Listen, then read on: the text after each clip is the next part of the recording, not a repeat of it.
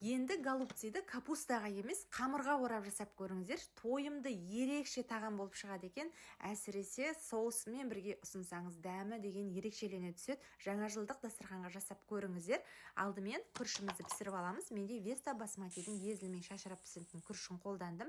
Жақсылап 5-6 қайтара жуып алып, енді ыдысымызға май құйып қыздырып, күрішімізді салып, 2-3 минуттай қуырамыз. Одан кейін тұзын салып, күріштің бойымен бірдей суын құйып баяу отта бұқтырып пісіреміз. Енді оған дейін қамырын илейміз. Ұнға тұзымызды бір жұмыртқа қосып, салқын сумен орташа тығыздықта қамырымызды илейміз.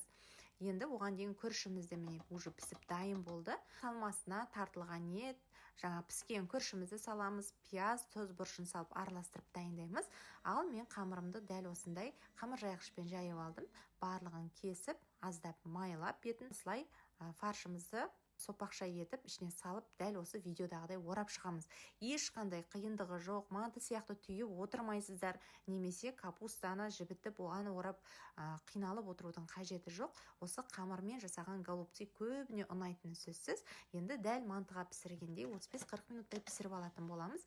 Осылай соуспен бірге ұсынып көріңіздер. Ал енді қасына ыстық тағаммен бірге мен Байджи классикалық түйіршіктелген қара шаймен бірге ұсындым, себебі дәмі бізге ұнайды. Баршаңызға ас болсын. Парақшам пайдалы, тіркелмесеңіз дәл қазір тіркеліп алыңыз.